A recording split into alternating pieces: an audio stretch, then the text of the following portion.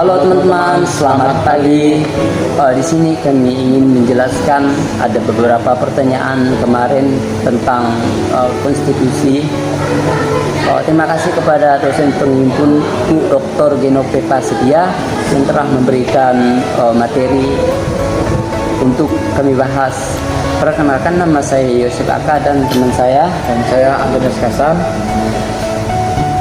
Jelaskan konstitusi law. Konstitusi law adalah di mana kajian ini meliputi struktur pemerintah, hubungan antara lembaga negara, pembagian kekuasaan serta hak dan kewajiban warga negara.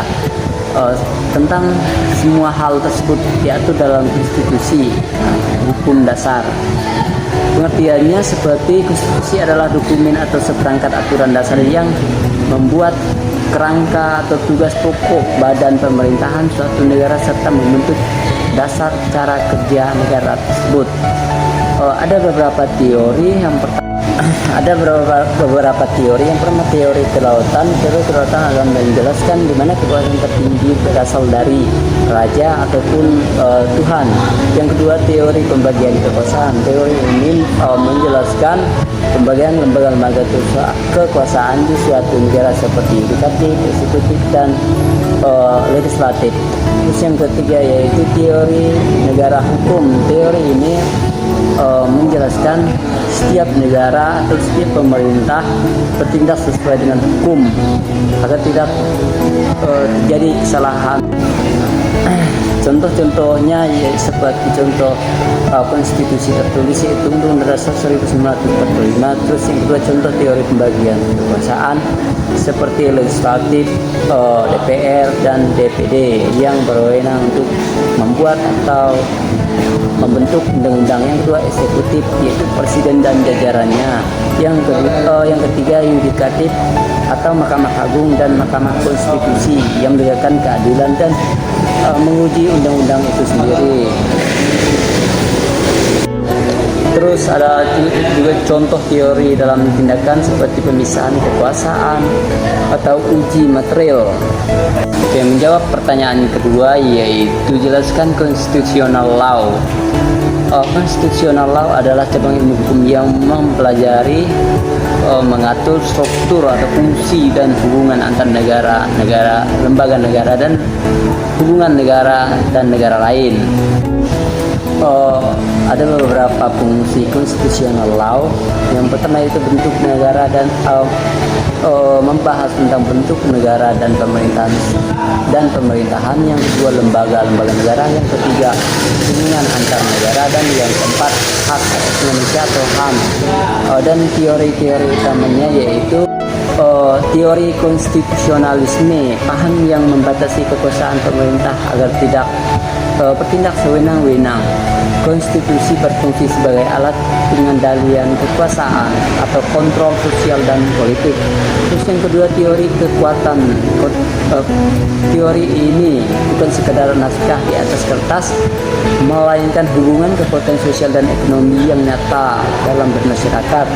Terus yang ketiga itu teori hierarki. Teori ini menjelaskan tingkatan atau jenjang konstitusi dalam hukum yang paling tertinggi sampai yang paling rendah. Ada beberapa contoh. Yang pertama yaitu contoh konstitusi tertulis seperti Undang-Undang Dasar 1945. Terus contoh yang tidak tertulis seperti tidak memiliki dokumen khusus atau dokumen yang pasti. Terus yang contoh yang ketiga yaitu contoh perlindungan HAM tercantum dalam Undang-Undang Dasar pasal 28A hingga 28J Undang-Undang Dasar 1945. Yang keempat itu contoh hubungan antar lembaga negara. Presiden yang wajib meminta pembagiannya atau persetujuan dari DPR dan membuat perjanjian internasional untuk menetapkan APBN. Menjawab pertanyaan yang ketiga yaitu apa itu feodalisme. Feodalisme adalah dalam sistem ini raja memberikan hak tanah kepada para bangsawan terdahulu. Sebagai gantinya bangsawan wajib memberikan pajak dan hak militer untuk kepentingan raja. Ini akan disampaikan oleh Abang Antonius Kasal. Baik, yang pertama ada contoh feodalisme. Yang pertama itu adalah Eropa abad pertengahan, contoh paling baik. Adapun itu contoh feodalisme, yang pertama itu adalah Eropa abad pertengahan. Contohnya paling klasik, seseorang raja memberikan wilayah kepada seorang bangsawan. Luar tersebut menyewa lahan kepada petani, dan syarat petani harus menyerahkan sebagian hasil panen setiap bertugas. Membela kedua itu ada masa kolonial di Indonesia, penerapan sistem oleh kerajaan tradisional di Nusantara, di mana raja memberikan hak kelola tanah dan wewenang memungut pajak kepada para bangsawan. Baik, kita akan masuk kepada pertanyaan yang nomor 4, yaitu konstitusi mencegah tirani mayoritas. Tirani mayoritas itu adalah membatasi kekuasaan kelompok terbesar agar tidak bisa mengabaikan atau melindas hak kelompok mayoritas. Dalam sistem demokrasi ini keputusan diambil berdasarkan suara terbanyak. Cara konstitusi mencegah tirani mayoritas. Yang pertama itu jaminan hak asasi manusia yang disebut HAM. Yang kedua itu pemisahan kekuasaan seperti legislatif, yudikatif, dan eksekutif. Ketiga, ada juga lembaga peradilan independen yang disebut seperti Mahkamah Konstitusi. Dan dengan yang keempat, ada aturan quorum khusus seperti persetujuan mayoritas terbesar. Adapun juga contoh yang pertama adalah jaminan kebebasan beragama di Indonesia. Terus yang kedua ada pembatalan undang-undang oleh hak Mahkamah Konstitusi yang disebut MK.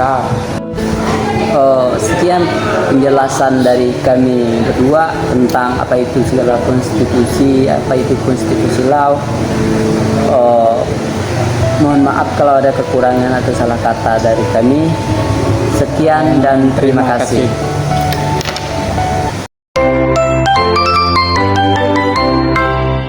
Halo semuanya, selamat siang dan salam sejahtera bagi kita semua. Di sini kami akan berdiskusi dan membahas materi pertemuan kedua. Sebelumnya perkenalkan, nama saya Kristin Arkita Putri. Nama saya Nur Fadila Ilmiara. Dan saya Berafila Putri Bazar. Baik, yang pertama yaitu tentang konflik terhadap sengketa perbatasan di darat dan di laut. Untuk Vera, apa sih konflik terhadap sengketa perbatasan di darat? Baik, menurut saya konflik di darat seperti sengketa batas wilayah, perebutan lahan, konflik agraria maupun perselisihan antar kelompok masyarakat seringkali terjadi karena melemahnya penegakan hukum dan kurangnya komunikasi antara pihak yang bersengketa. Banyak konflik darat yang berlarut-larut karena pemerintahan tidak segera memberikan kepastian hukum mengenai status kepemilikan atau batas wilayah.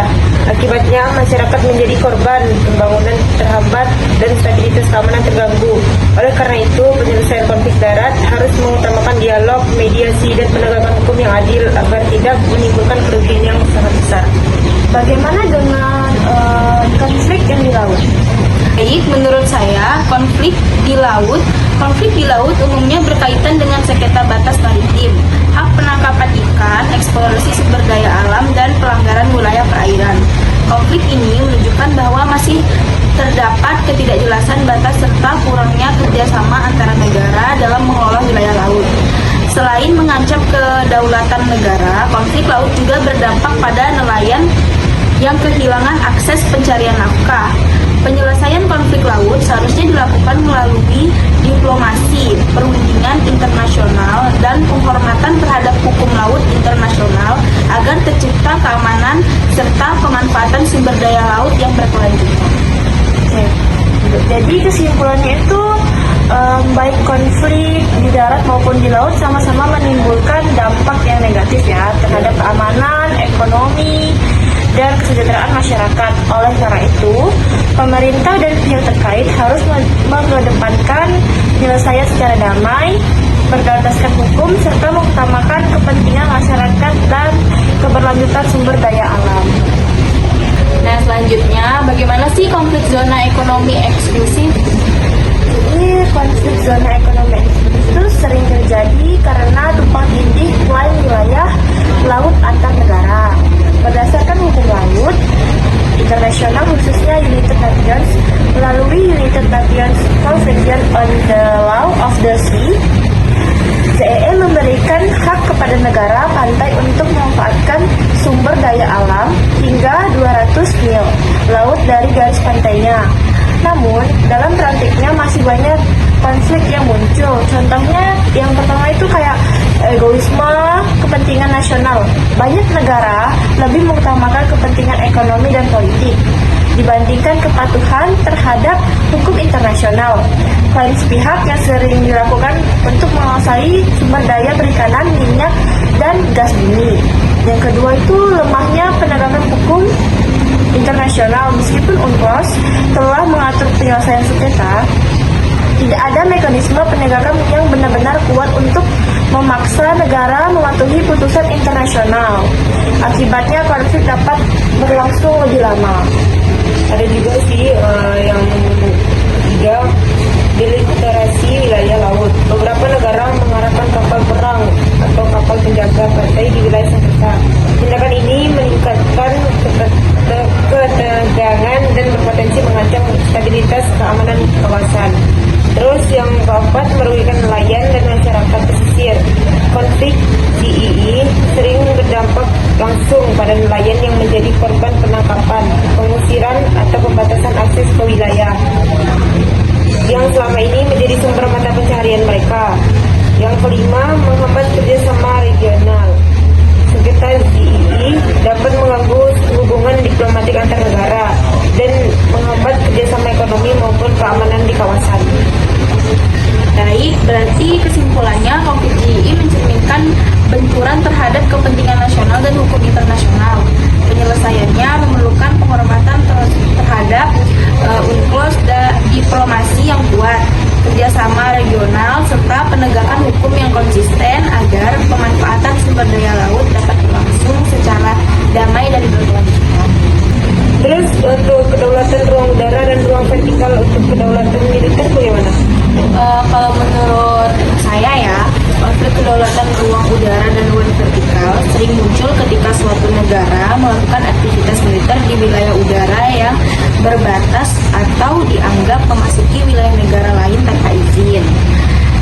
Terus, pelanggaran ruang udara oleh pesawat militer, drone, atau wahana lainnya dapat memicu ketegangan diplomatik, bahkan konflik bersenjata karena dianggap sebagai ancaman terhadap kedaulatan negara. Dari sudut pandang kritis, konflik ini menunjukkan bahwa perkembangan teknologi militer berlangsung lebih cepat dibanding perkembangan aturan hukum internasional yang mengaturnya. Hingga saat ini, batas pasti antara ruang udara yang berada di wilayah kedaulatan negara dan ruang akses yang menjadi milik bersama umat manusia belum diatur secara tegas dalam hukum internasional. Ketidakjelasan tersebut berpotensi menimbulkan perbedaan penghasilan antara negara. Selain itu, penggunaan alasan keamanan nasional dan pertahanan seringkali dijadikan dasar untuk memperluas aktivitas militer di ruang udara, sehingga meningkatkan resiko pelanggaran kedaulatan negara lain. Kondisi ini dapat memicu perlombaan senjata, mengganggu stabilitas kawasan, dan mengurangi kepercayaan antar negara. Oleh karena itu, diperlukan penguatan kerja sama internasional dalam penyusunan aturan yang lebih jelas mengenai batas ruang udara dan ruang angkasa, serta meningkatkan mekanisme diplomasi dan penyelesaian sengketa secara damai. Kedaulatan negara memang harus dihormati, tetapi kepentingan militer tidak boleh mengabaikan prinsip perdamaian, keamanan nasional, dan penghormatan terhadap hukum internasional. Baik, sekian diskusi dari kelompok kami. tentang pertemuan kedua. Sekian dan terima kasih. Kawan-kawan, perkenalkan nama saya Yoel. Dan nama saya Hilarius Angga Adi Nugraha. Di sini kami akan mengerjakan tugas hukum tata negara, yaitu dosen pengampu Genoveva Sedia, SH.MH. Di sini kami akan menjelaskan materi tentang konstitusi negara. Nah, kawan-kawan, apa sih konstitusi negara? Nah, konstitusi negara adalah seluruh sistem ketatanegaraan suatu negara yang membentuk, mengatur, dan membatasi kekuasaan. Nah, konstitusi ini memuat 3 hal. Yang pertama, proses politik. Yang kedua tuh struktur pemerintahan, dan yang ketiga tuh ada tujuan negara. Fungsi konstitusi ada 3 pembentukan.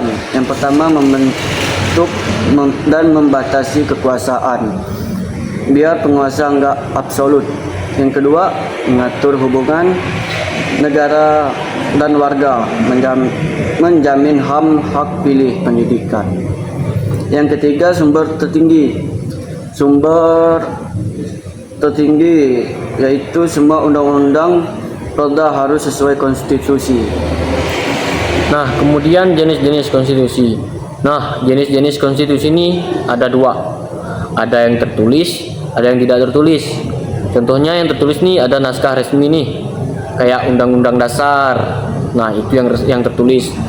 Sedangkan yang tidak tertulis nih kayak dari kebiasaan, kayak kitab pidato, itu yang tidak tertulis.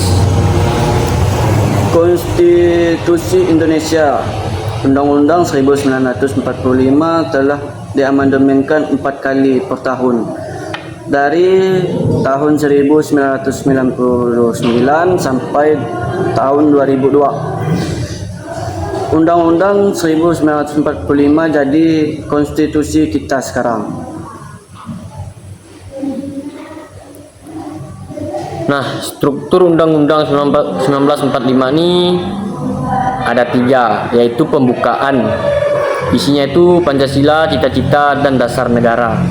Yang kedua itu batang tubuh, yaitu ada 16 bab. Yang ketiga penjelasan, yaitu yang dihapus setelah amandemen. Isinya pendidikan ke pasal biar enggak multi tafsir. Materi pokok yang diatur Undang-Undang 1945: bentuk negara, kedaulatan, unsur-unsur negara, HAM, hubungan konstitusi dengan 3 unsur negara. Nah, konstitusi tugasnya mengatur. Di sini ada 3 unsur tadi, biar sinkron. Yang pertama, rakyat atau warga negara dikasih hak dan kewajiban. Yang kedua, wilayah ditetapkan, batasannya dinyatakan tanah air Indonesia. Yang ketiga, pemerintahan. Nah, pemerintahan dibentuk lembaga, dibagi wewenangnya, dikasih batas biar enggak diktator. asas konstitusionalisme, intinya negara hukum, artinya pemerintah juga harus taat hukum, bukan di atas hukum. Ciri negara yang dijalankan konstitusi dengan benar. Nah, aku mau nanya nih, apakah di masyarakat sekitar bahwa masyarakat ini taat hukum atau enggak menurut kau pribadi? Kalau menurut saya pribadi sih itu termasuk taat hukum sih kalau saya pribadi. Ya, kadang ada beberapa yang taat hukum dan kadang ada yang beberapa yang tidak taat hukum. Yaitu tergantung orangnya lagi mau taat hukum atau tidak. Tapi kebanyakan masyarakat di sekitar kami ya dia lupa akan hukum, seenak-enaknya bahkan sewenang-wenangnya. Assalamualaikum warahmatullahi wabarakatuh. Salam sejahtera bagi kita semua. Om Swastiastu, Namo Buddhaya, dan salam kebajikan. Dengan saya Moses Vela Ananda, Dan saya Cornelius Hujan Hidayah Satya, dan dosen pengampu Dr. Genoveva Sedia SH.MH. Di sini kita akan berdiskusi mengenai bentuk negara dan bentuk pemerintahan. Kita sering belajar teori tentang bentuk negara dan bentuk pemerintahan. Pertanyaan kita hari ini, apakah negara masih berdaulat dan bagaimana perkaranya? Kalau secara bentuk negara, Indonesia jelas negara kesatuan. Itu artinya kekuasaan tertinggi ada di pemerintah pusat. Bentuk pemerintah itu yaitu republik. Jadi rakyat yang berdaulat, lalu kedaulatan itu disalurkan lewat wakil-wakil rakyat. Menurut saya, negara masih berdaulat. Kita punya hak penuh buat ngatur wilayah rakyat dan pemerintahan. Undang-Undang Dasar 1945. Jadi dasar kuat bahwa Indonesia berdiri atas kedaulatan rakyat. Jadi meskipun ada tekanan global, kedaulatan kita tetap ada. Secara teori memang iya, tapi praktiknya nggak sesederhana itu.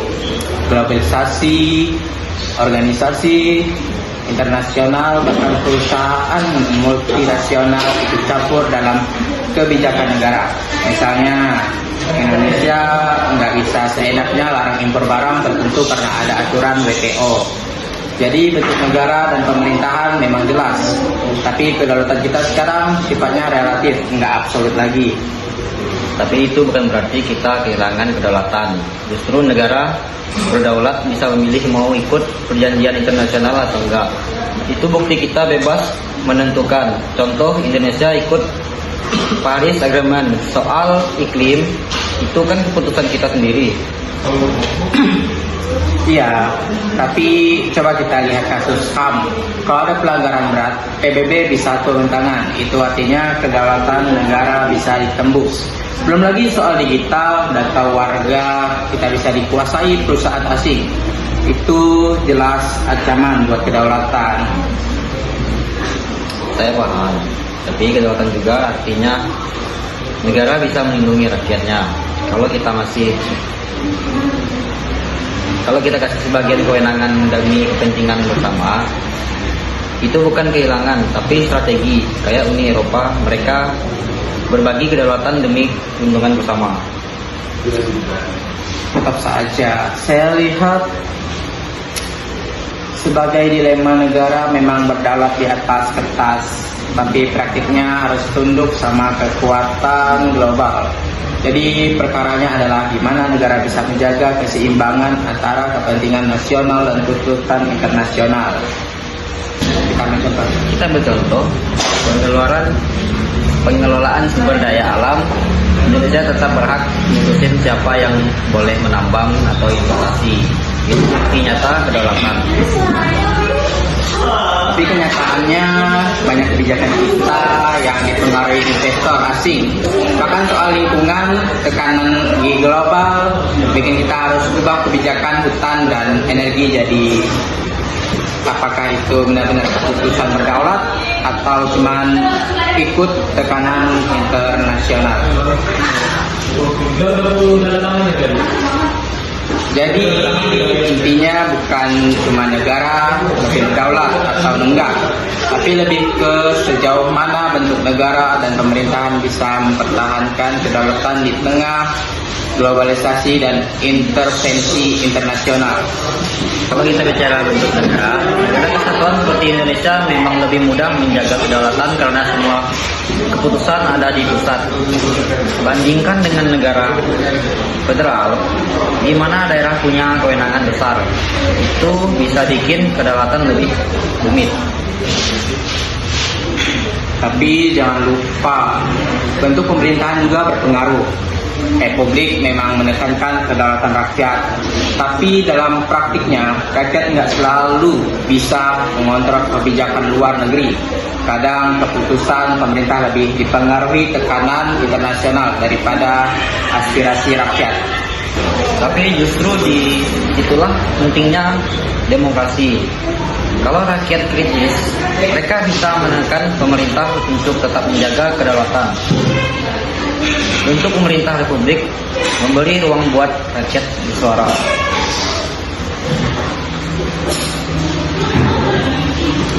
Masalahnya, semua rakyat sering kalah sama kepentingan ekonomi global. Jadi bentuk pemerintahan republik memang ideal, tapi nggak otomatis menjamin kedaulatan penuh. Indonesia adalah negara kesatuan kekuasaan tertinggi ada di pusat. Bentuk pemerintahan kita republik, kedaulatan rakyat disalurkan lewat wakil-wakil rakyat.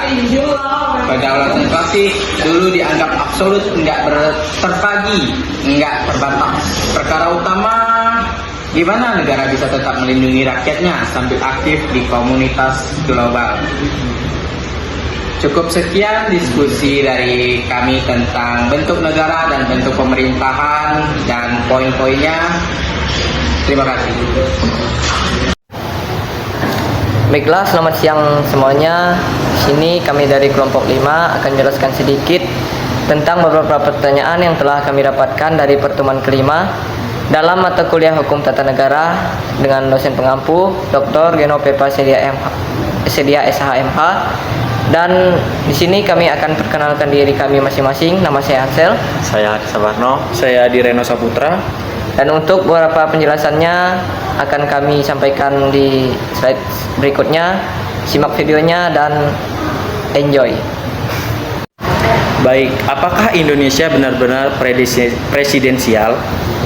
Secara teks hukum, Indonesia adalah negara presidensial. Presiden tidak bertanggung jawab kepada parlemen presiden. Juga tidak bisa dijatuhkan hanya karena kebijakan politiknya tidak disukai oleh DPR. Namun, secara praktik politik, Indonesia tidak murni presidensial. Sistem ini terdistorsi oleh sistem multipartai ekstrim. Presiden seringkali tersandra oleh kepentingan partai politik di DPR. Akibatnya, Presiden harus membagi kursi menteri kabinet kepada partai koalisi. Kabinet yang seharusnya diisi oleh para ahli berubah menjadi ajang bagi-bagi kekuasaan. Jadi Indonesia lebih tepat disebut menjalankan sistem presidensial rasa parlementer. Apa masalah pada sistem pemerintahan Indonesia? Masalah terbesar adalah anomali kelembagaan. Indonesia menggabungkan sistem presidensial dengan sistem multipartai banyak. Secara teori ilmu politik, kombinasi ini sangat rawan konflik. Masalah kritis yang muncul akibat kombinasi ini adalah yang pertama, eksekutif lemah. Presiden tidak bisa memimpin dengan tegas karena takut kehilangan dukungan mayoritas dari DPR. Yang kedua, koalisi rapuh. Koalisi partai pendukung pemerintah tidak diikat oleh kesamaan ideologi. Mereka hanya diikat oleh kepentingan jangka pendek atau pembagian jabatan. Lalu yang ketiga, fungsi kontrol mati. Ketika hampir semua partai bergabung ke dalam koalisi pemerintah, oposisi menjadi sangat lemah. DPR kehilangan fungsi kritisnya untuk mengawasi jalannya pemerintahan. Lalu, apakah sistem presidensial itu murni? Baik, tidak ada sistem presidensial yang 100% murni di dunia. Bahkan di Amerika Serikat pun terdapat sistem check and balance, saling mengawasi. Namun di Indonesia ketidakmungkinan itu sangat mencolok setelah amandemen Undang-Undang Dasar 1945. DPR Indonesia memiliki kekuasaan yang sangat besar dalam menentukan kebijakan efektif. Sebagai contoh, yang pertama, Presiden menuntutkan persetujuan DPR untuk mengangkat Kapolri dan Panglima TNI. Yang kedua, Presiden membentuk pertimbangan DPR untuk mengangkat duta besar. Yang ketiga, pembuatan undang-undang harus dapat bersetuju bersama antara Presiden dan DPR. Jika DPR menolak, undang-undang tidak bisa disahkan. Hal ini berbeda dengan sistem murni, di mana Presiden memiliki hak veto dan mutlak. Baik, apakah presidensial cocok dengan negara di Indonesia? Secara sosiologi dan historis, sistem ini sangat cocok. Indonesia adalah negara yang sangat luas, menjemur dan memiliki budaya masyarakat yang fatalistik atau cenderung efektif. Sistem presidensial ini juga memberikan simbol kepala negara yang kokoh untuk menjaga persatuan sosial dan nasional. Namun secara institusional, sistem ini belum berjalan ideal. Presidensial akan cocok dan efektif di Indonesia hanya jika dilakukan penataan ulang. Syaratnya adalah menyederhanakan jumlah partai politik peserta pemilu. Jika jumlah partai di parlemen masih terlalu banyak, sistem presidensial akan terus terjebak dalam politik kompromi yang lambat. Manakah yang lebih penting antara aksesibilitas atau transparansi? Baik, keduanya sama-sama penting dan saling melengkapi. Transparansi adalah keterbukaan informasi yang diberikan oleh pemerintah kepada publik, sedangkan aksesibilitas adalah kemudahan warga negara untuk mendapatkan, memahami, dan memanfaatkan informasi tersebut. Transparansi tidak akan berguna jika informasinya tidak dapat diakses atau dibaca oleh publik, dan sebaliknya keduanya harus berjalan beriringan untuk menciptakan pemerintah yang anti korupsi. Baiklah, sekian beberapa penjelasan dari kami. Jika ada salah kata, kami ucapkan mohon maaf dan terima kasih untuk teman-teman semuanya. Terima kasih. Terima kasih. Oke, selamat malam. Perkenalkan, kami dari kelompok 6 akan berdiskusi tentang pertemuan yang ke-6. Baik, dosen pengampunya ialah Dr. Genoveva Sedia SHMH. Oke, yang pertama kami akan memperkenalkan diri kami. Perkenalkan, nama saya Christian Fernando Butar-Butar dan teman saya Muhammad Arga Putra Pratama Fasa. Saya Yohanes Saputra. Oke, kami akan mulai berdiskusi. Dimulai dengan pertanyaan pertama yang akan dipaparkan oleh teman saya dan akan kami jawab. Baik, pada kesempatan kali ini saya akan menanyakan tentang pertanyaan pertama. Apakah konstitusi cukup untuk menjamin demokrasi? Jawabannya sih menurut saya ya tidak cukup. Ada alasannya. Yang pertama, konstitusi. Konstitusi itu adalah aturan main. Undang-Undang Dasar tahun 1945 sudah jamin pemilu, HAM, pemisahan kekuasaan, itu syarat demokrasi formal. Baru ada yang kedua, tetapi demokrasi butuh tiga hal lain. Yang pertama, budaya demokrasi. Yang kedua, ada lembaga yang dijalankan. Dan yang ketiga, warga yang melek politik. Nah, itu dia yang bisa saya paparkan tentang konstitusi yang menjamin demokrasi. Nah, selanjutnya kami akan bahas yang kedua. Jadi yang kedua itu adalah jelaskan fenomena living constitution.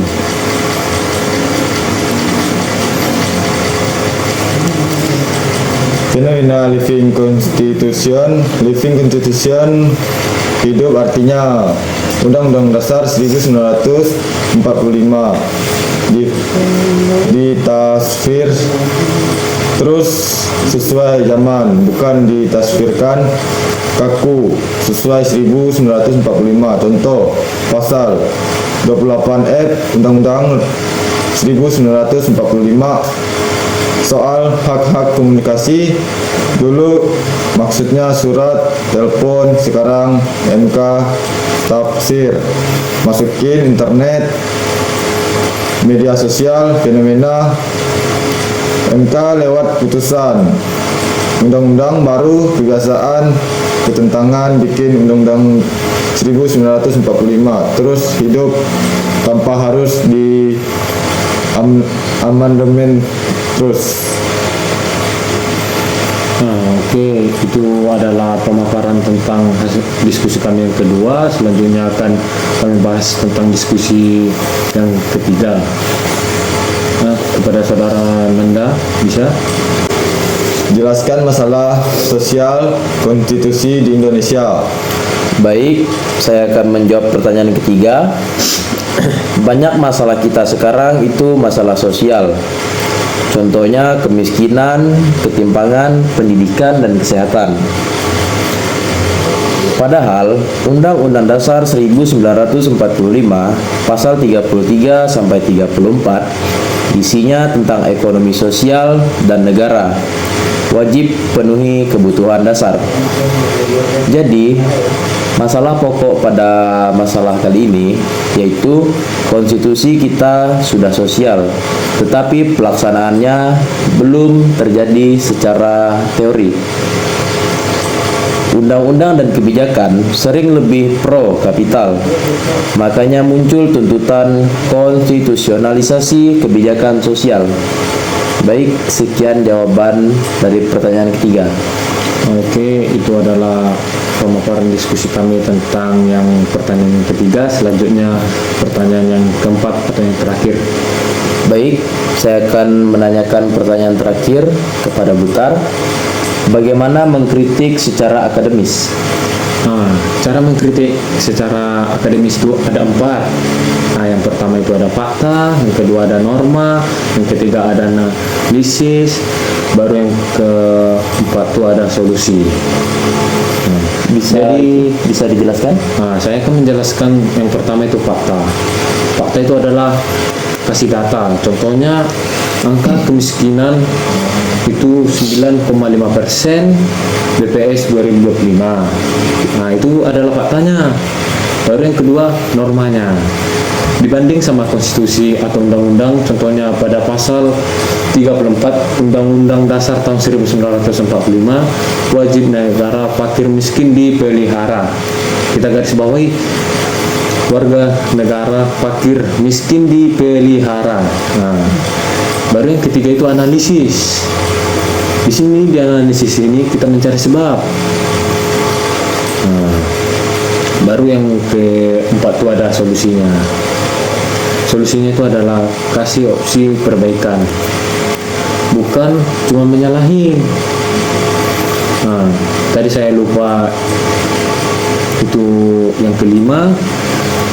Yang kelima itu adalah bahan ilmiah. Hindari kata emosi atau gagal total.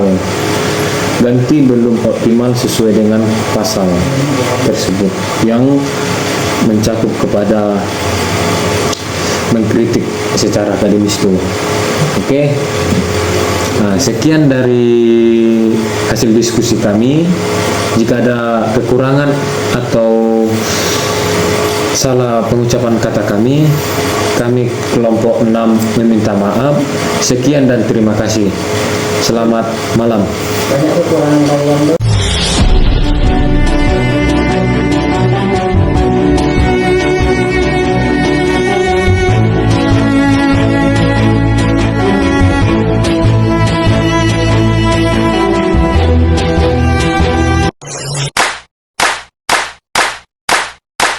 Perkenalkan, aku Romanus Ibrahim ingin nomor sejatas.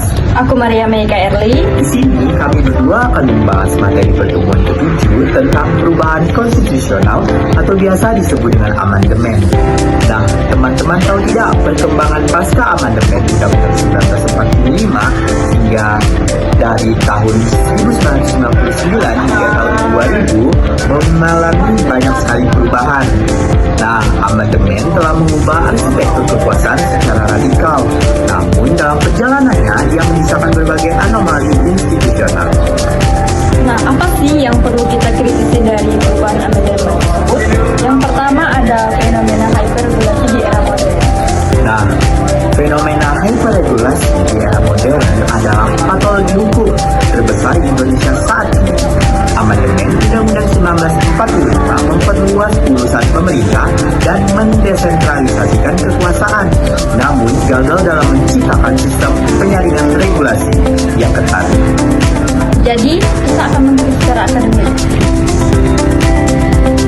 Terjadi tumpang tindih antara undang-undang, peraturan pemerintah, peraturan presiden, hingga peraturan daerah.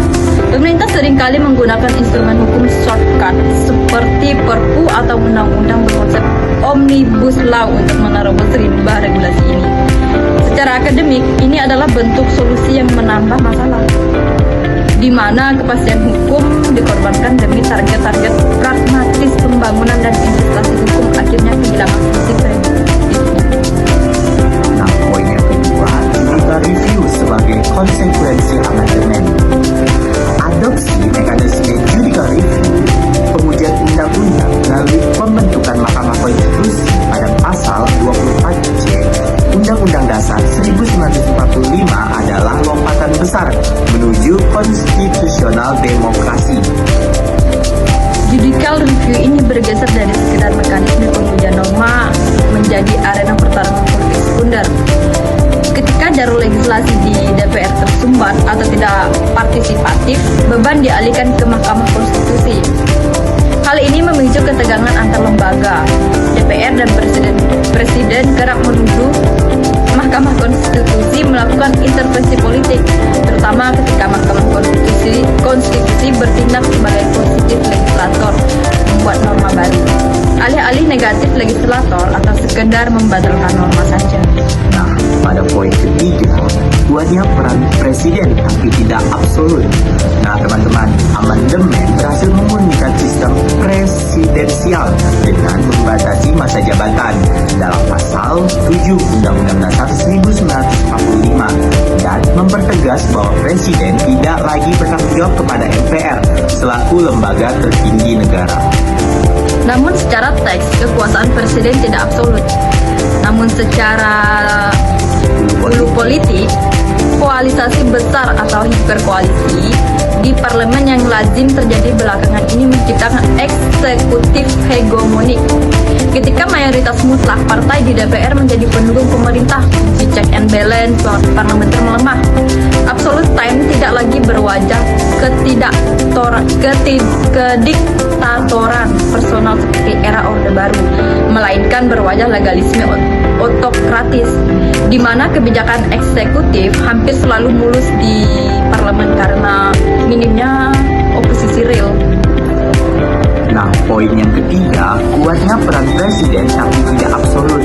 Nah, teman-teman, amandemen berhasil memurnikan sistem presidensial dengan membatasi masa jabatan dan mempertegas bahwa presiden tidak lagi bertanggung jawab sebagai bertanggung jawab kepada MPR selaku lembaga tertinggi negara. Nah, secara teks kekuasaan presiden tidak absolut, namun secara hulu politik koalisasi besar di parlemen yang lazim terjadi belakangan ini menciptakan eksekutif hegemonik ketika mayoritas mutlak partai di DPR menjadi pendukung. Nah, pemerintah fungsi checks and balance parlementer melemah. Absolutisme tidak lagi berwajah kediktatoran personal seperti era Orde Baru, melainkan berwajah legalisme otokratis, di mana kebijakan eksekutif hampir selalu mulus di parlemen karena minimnya oposisi real. Poin yang keempat tentang desentralisasi dan konflik regulasi. Pada pasal 18 Undang-Undang 1945, hasil amandemen meletakkan dasar otonomi daerah yang luas. Namun, desain ini tidak diikuti dengan integrasi sistem tata urutan perundang-undangan yang harmonis. Lahir ego sektoral dan raja-raja kecil di daerah yang memproduksi peraturan daerah yang bertentangan dengan peraturan di atasnya atau kepentingan nasional. Ironisnya, pasca Undang-Undang Cipta Kerja dan beberapa putusan hukum terkait, mekanisme pembatalan perda ditarik kembali ke pusat melalui Mahkamah Agung atau judicial cancel dan pengetatan eksekutif. Ini memicu resentralisasi terselubung yang mengkhianati semangat otonomi daerah itu sendiri. Poin yang kelima tentang konstitusi sebagai living constitution. Konstitusi yang hidup atau living constitution berarti Undang-Undang 1945 harus mampu menjawab tantangan zaman melalui interpretasi yang dinamis tanpa harus terus-menerus mengubah teksnya. Bahayanya adalah jika interpretasi dinamis ini dimonopoli oleh elit penguasa atau hakim konstitusi untuk melegitimasi kepentingan politik sesaat. Misalnya, tafsir batas usaha jabatan atau syarat pencalonan.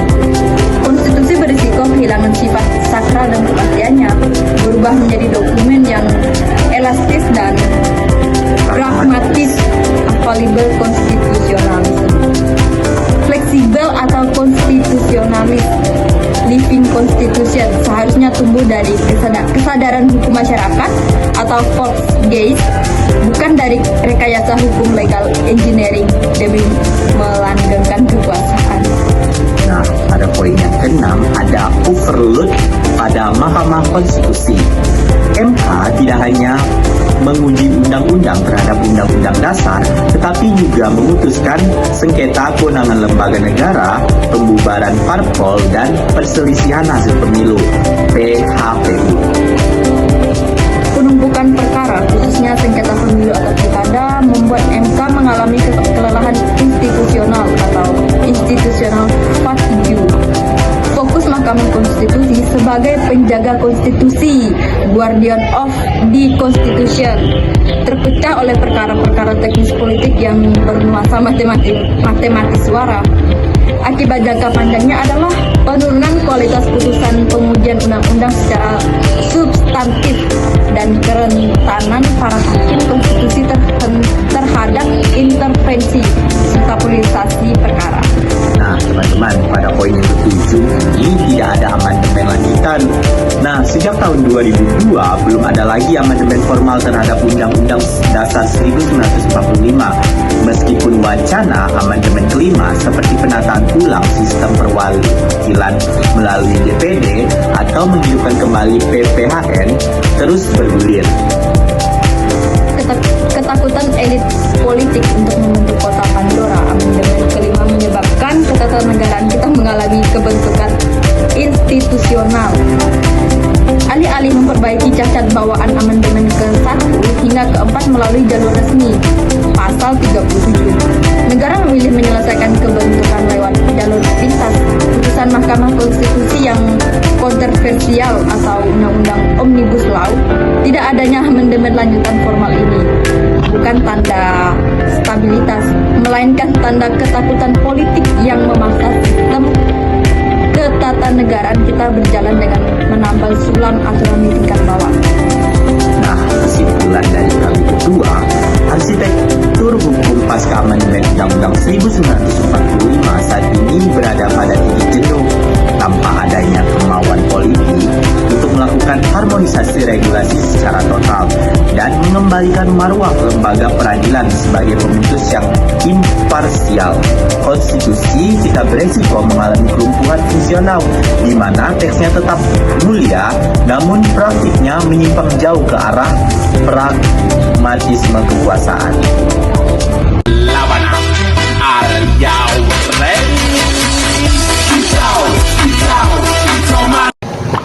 Oke guys, kembali lagi bersama saya Sylvia Madeli dan saya sendiri Veronica Elia Rosari. Jadi di sini kami akan membuat video untuk memenuhi tugas hukum tata negara dengan pembahasan yang pertama ada hukum konstitusi, Yang kedua ada hukum konstitusional, yang ketiga ada feodalisme, dan yang keempat ada konstitusi mencegah tirani mayoritas. Jadi, hukum konstitusi adalah cabang hukum yang mengatur dasar-dasar penyelenggaraan negara, hubungan antar lembaga-lembaga negara, serta hubungan antar negara dan warga negara berdasarkan konstitusi. Secara sederhana, hukum konstitusi membahas yang pertama ada bentuk dan susunan negara, kedua pembagian dan pelaksanaan kekuasaan negara, yang ketiga untuk hak dan kewajiban warga negara, dan yang keempat kedudukan serta wewenang lembaga-lembaga negara, yang kelima ada prosedur pembentukan dan perubahan konstitusi. Di Indonesia sendiri, sumber utama hukum konstitusi adalah Undang-Undang Dasar 1945 dengan tujuan hukum konstitusi yang pertama yaitu untuk membatasi kekuasaan pemerintahan agar tidak bertindak sewenang-wenangnya.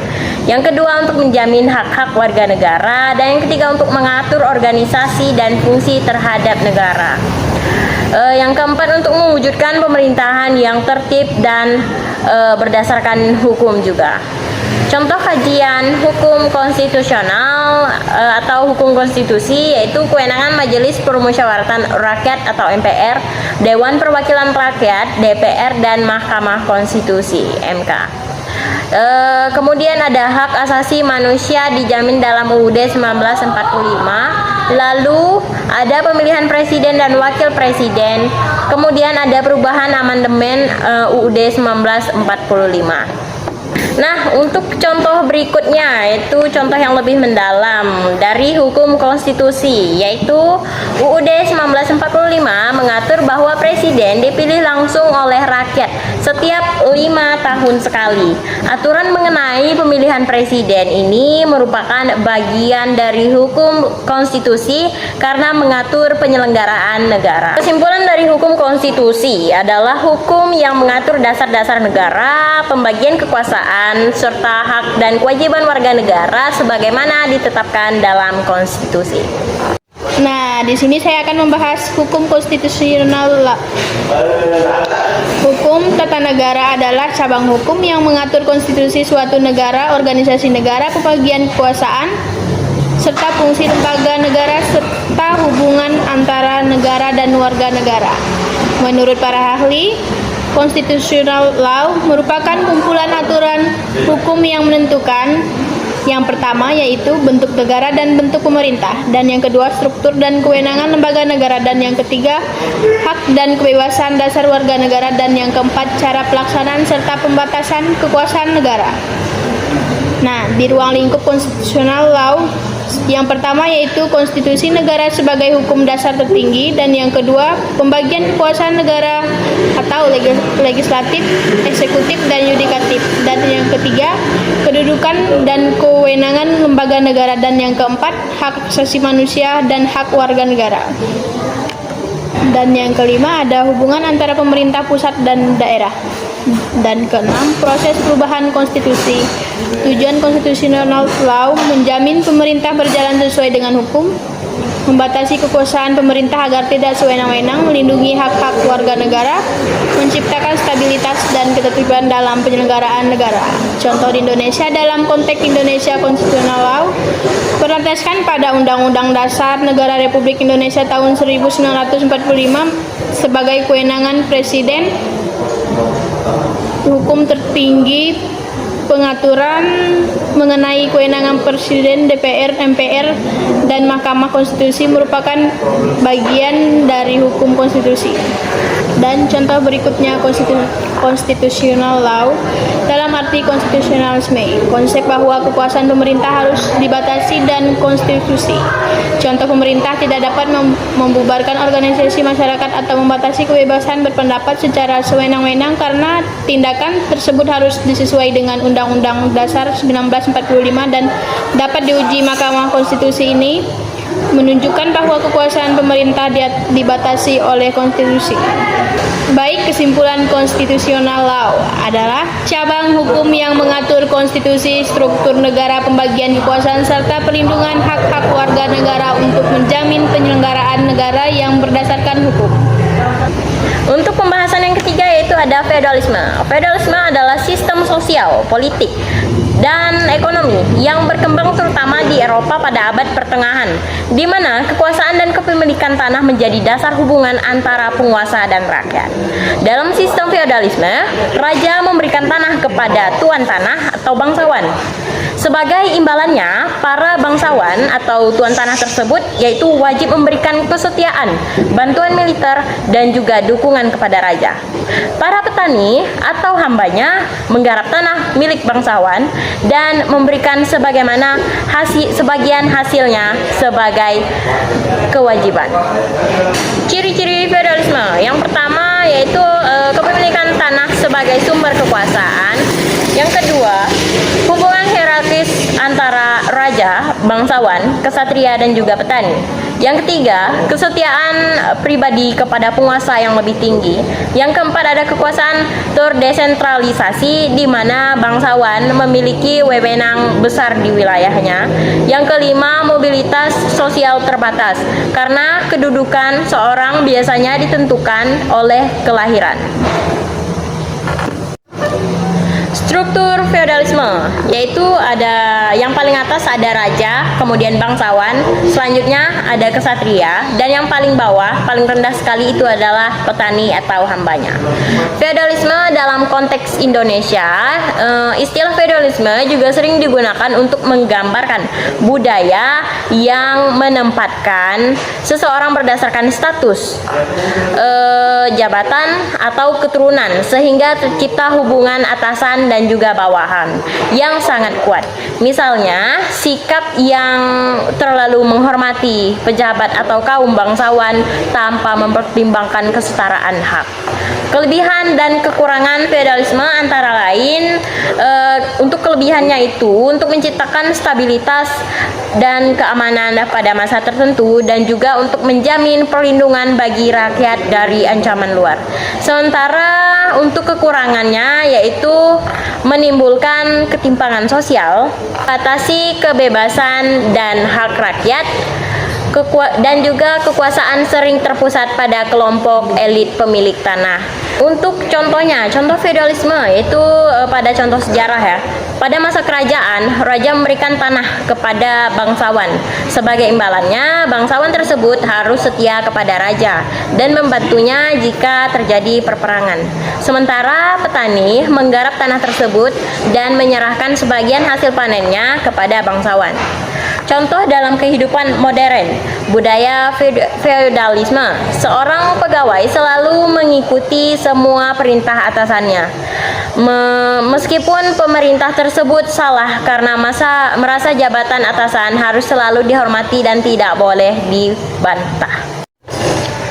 Untuk kesimpulan feodalisme adalah sistem yang menempatkan tanah dan hubungan kesetiaan sebagai dasar kekuasaan dengan struktur masyarakat yang bertingkat dari raja hingga ke petani.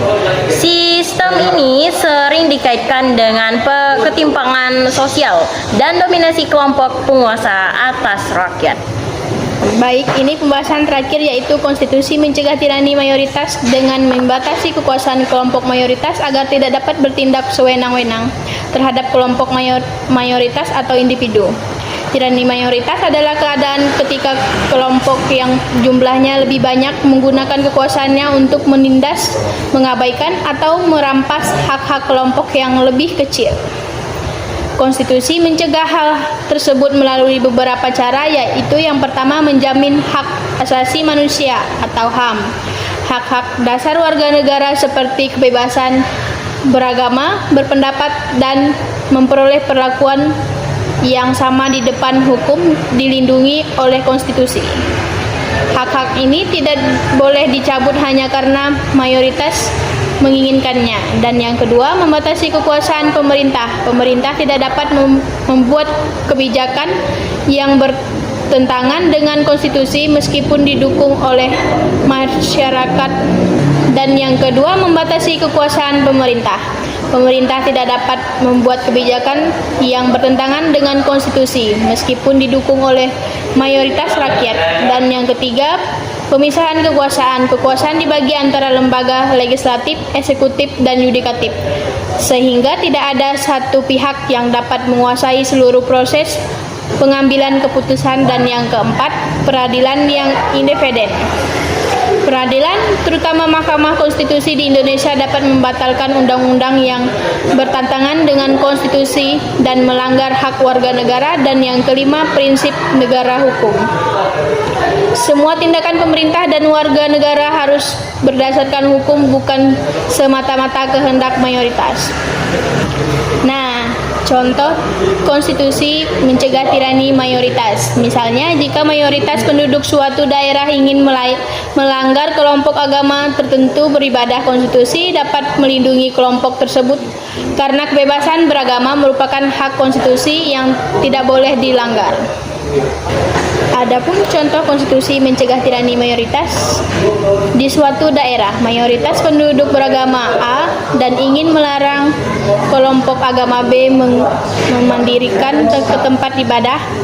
Namun Undang-Undang Dasar 1945 menjamin kebebasan beragama bagi semua warga negara. Karena itu, pemerintah tidak boleh mengikuti keinginan mayoritas jika melanggar hak kelompok mayoritas.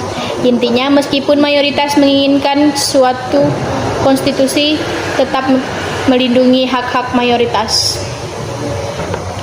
Baik, Kesimpulan dari konstitusi mencegah tirani mayoritas, yaitu konstitusi mencegah tirani mayoritas dengan menjamin hak-hak dasar setiap warga negara, membatasi kekuasaan pemerintah, menerapkan pemisahan kekuasaan, dan menyediakan mekanisme pengawasan sesuai lembaga peradilan sehingga suara mayoritas hak dapat menghilangkan hak-hak mayoritas. Oke guys, jadi sekian video pembahasan kami. Kami ucapkan terima kasih, semoga bermanfaat. Selamat siang semuanya. Jadi di sini kami memenuhi tugas dari Ibu Dr. Genovepa Sedia SHMH, mata kuliah Hukum Tata Negara, mengenai kritik tentang konflik di darat, konflik sengketa perbatasan, laut zona eksklusif, udara, ruang vertikal untuk kedaulatan militer. Sebelumnya, perkenalkan, nama saya Nova Indasari, nama saya Wileri Pandaitan, nama saya Dede Aisyah. Baik, di sini kami akan membahas mengenai materi kami terlebih dahulu. Sebelum kami mengkritiki mengenai konflik yang terjadi di berbagai daerah, jadi sebelumnya kami akan menjelaskan mengenai konflik kedaulatan wilayah. Konflik kedaulatan wilayah adalah perselisihan antar negara atau pihak batas tertentu di wilayah tertentu mengenai hak penguasaan dan batas wilayah di darat, laut, udara maupun zona eksklusif ekonomi atau ZEE yang berkaitan dengan kepentingan keamanan, sumber daya, dan kedaulatan negara. Konflik darat dan sengketa perbatasan sering terjadi karena negara terlalu fokus mempertahankan klaim wilayahnya. Akibatnya, kepentingan masyarakat di daerah perbatasan sering diabaikan dan konflik menjadi sulit diselesaikan. Benar. Di wilayah laut dan zona ekonomi eksklusif atau biasa disebut dengan ZEE, banyak negara saling terikat atau berebut sumber daya seperti ikan, minyak, gas. Nah, kepentingan ekonomi itu sering lebih diutamakan daripada kerjasama dan hukum internasional. Selain sumber daya, konflik tidak hanya terjadi di darat dan laut. Penguasaan ruang udara serta ruang vertikal untuk kepentingan militer juga menimbulkan ketegangan. Ketika suatu negara memperkuat militernya, maka negara-negara lain akan merasa terancam dan melakukan hal yang serupa untuk memperkuat militer negaranya. Akibatnya, muncul perlombaan senjata yang meningkatkan risiko konflik.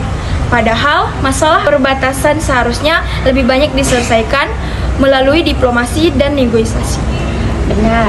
Jika setiap negara hanya mempertahankan kepentingannya sendiri, sengketa wilayah akan terus berlanjut dan mengganggu stabilitas kawasan. Karena itu, menurut kami, keseimbangan antar kedaulatan negara, hukum internasional, dan kerjasama antar negara sangat penting agar konflik darat, laut, zona eksklusif ekonomi atau ZEE, dan udara tidak berkembang menjadi konflik yang lebih besar dan memakan korban jiwa yang terlalu banyak serta merugikan negara-negara di wilayah-wilayah tertentu. Kesimpulan, ketiga tokoh tersebut sama-sama melihat bahwa 1. Sengketa wilayah darat, laut, dan perbatasan merupakan sumber konflik antar negara. 2. ZEE sering diperebutkan karena mengandung sumber daya ekonomi yang bernilai tinggi. 3. Penguasa ruang udara dan ruang vertikal untuk kepentingan militer dapat meningkatkan risiko ketegangan dan perlombaan kekuatan jika tidak diatur melalui hukum dan kerjasama internasional. Baik, sekian materi dari kami dan selamat siang semuanya. Selamat siang teman-teman, perkenalkan nama saya Cipta Karyanti. Saya Agustina Ukirda. Bahas tentang pertemuan yang ke-8 itu tentang pemisahan kekuasaan. Kenapa sih pemisahan kekuasaan, pemisahan mutlak itu sulit diterapkan di negara yang sudah modern gitu kan? Itu kenapa sih? Pemisahan kekuasaan mutlak sulit diterapkan karena negara memerlukan kerjasama antar pemerintahan untuk menjalankan pemerintahan yang kompleks. Pemisahan yang terlalu baku dapat menghambat efektivitas pemerintahan dan menimbulkan konflik kewenangan. Itu saja yang saya pahami. Silakan Agustina. Karena emang kalau udah negara modern itu ya bisa kita katakan kayak lebih egonya lebih tinggi gitu kan, ya, kayak lebih powerful gitu. Jadi agak sulit gitu karena tugas negara modern. apakah Indonesia sudah menerapkan check and balance negara efektif secara efektif? Bagaimana menurut Agustina? Kalau secara teori sebenarnya Indonesia sudah menjalankan yang namanya check and balance ya. Misalnya nih DPR tugasnya apa, MK tugasnya apa, MA tugasnya ini gitu kan. Seperti presiden, menteri tugasnya ada tugas-tugas tertentu. Itu secara secara teori memang sudah seperti itu ya. Kita contohkan aja ya di otonomi daerahnya gitu. Nah, di otonomi daerah itu kan contoh kita berikan aja contoh bupati gitu. Ada bupati, ada gubernur dari setiap daerah atau pulau tersebut gitu. Nah, seperti itu. Check and balance-nya udah benar ya. Tapi kalau kita berbicara soal praktiknya seperti apa, itu agak agak berbeda gitu kan. Di setiap ada penyalahgunaan kekuasaan lah, kita bisa sebut seperti itu. Mengapa independen hakim itu sangat penting di negara hukum? Peran hakim tuh sepenting apa sih gitu di negara kita gitu. Dan kayak kontrol hukum gitu, bagaimana hukum itu bisa berjalan sesuai dengan undang-undang gitu kan. Nah, jadi hakim itu kan memang pentingnya di situ. Nanti dia dalam memutuskan perkara, dalam kayak istilahnya sebagai contoh penting. Mengapa independen hakim sangat penting dalam negara hukum? Karena seseorang yang memutuskan hukuman untuk suatu masalah dalam persidangan kan? Iya, misalnya dalam memutuskan perkara seperti apa gitu. Dia tuh kayak ini loh, kalau hakim itu kan dia memegang kan dia juga memegang istilahnya kayak keputusan pengadilan seperti apa. Nah, jadi peran hakim itu dalam negara hukum itu memang penting, karena hakim itu orang yang benar-benar harus memutuskan perkara dengan adil, itu istilahnya. Karena salah sedikit saja hakim itu bisa bikin korban atau orang lain itu merasa dirugikan. Nah, makanya pentingnya hakim di negara hukum itu sebagai sebagai kontrol, sebagai istilahnya seperti kontrol. Baik, Agustina, saya akan menanyakan lagi tentang apakah lembaga independen seperti KPK itu merupakan cabang kekuasaan baru? Bagaimana menurut Agustina? Kalau secara teori seperti KPK itu bukan cabang kekuasaan yang baru ya, cuman karena sudah dari dulu gitu. Karena dia tuh gini loh, kalau KPK itu dia bukan sejajar dengan kayak legislatif, yudikatif, eksekutif, itu mereka tuh nggak sejajar gitu. Karena KPK itu dibentuk menjalankan fungsi tertentu secara independen agar lebih efektif dan bebas dari campur tangan politik. Itu tugas KPK. KPK itu kan KPK itu dia tugasnya memberantas korupsi, mencegah korupsi, atau mengawasi misalnya ini ada mengawasi pemberantasan korupsi lah, istilah itu tugas KPK. Jadi dia secara teori dia bukan cabang yang baru gitu, karena memang dari dulu ya itu sudah ada gitu. Itu secara teori. Sudah lama ada dari badan legislatif itu ya? Maksudnya tuh gini, iya seperti itu. Tapi dia tuh bukan sejajar, bukan berarti KPK itu sejajar dengan legislatif, yudikatif dan eksekutif. Meskipun KPK ini bisa kita katakan tugas KPK itu penting gitu kan dalam hukum gitu kan, dalam pemberantasan korupsi gitu. Tapi dia bukan berarti dia sejajar dengan lembaga-lembaga itu, lembaga-lembaga legislatif, yudikatif, eksekutif gitu. Karena ya seperti kita jelaskan tadi, tugas KPK itu cukup penting, pemberantasan korupsi, mengawasi pemberantasan korupsi, dan menangkap koruptor gitu. Itu tugas KPK. Baik. Bagaimana hubungan HAM dan perlindungan kekuasaan? Gini loh, kalau ini menurut aku sih ya, ini menurut aku. Apa sih istilahnya gini? Apa sih fungsi HAM itu dalam kaitannya kekuasaan? Atau kita sebut aja gini, apa sih hubungan HAM dengan pemerintah gitu loh, untuk orang yang menjalankan, untuk si penegak hukum ini. Nah, kayak gini Cip, kalau HAM ini tugasnya itu agar si penegak hukumnya itu tidak semena-mena dengan masyarakat. Iya, dengan tugas yang dia jalankan. Iya, tidak semena-mena gitu. Ya, dia berjalan memang harus sesuai dengan undang-undang, harus sesuai dengan aturan. Misalnya kebijakan yang dia buat itu harus transparan, harus beres istilahnya, itu kata sederhana.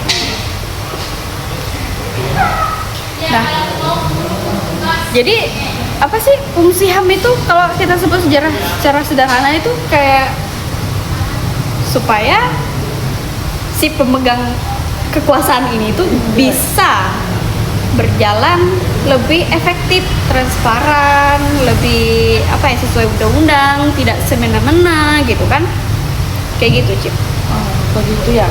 Kalau menurut kamu tuh gimana tuh? Misalnya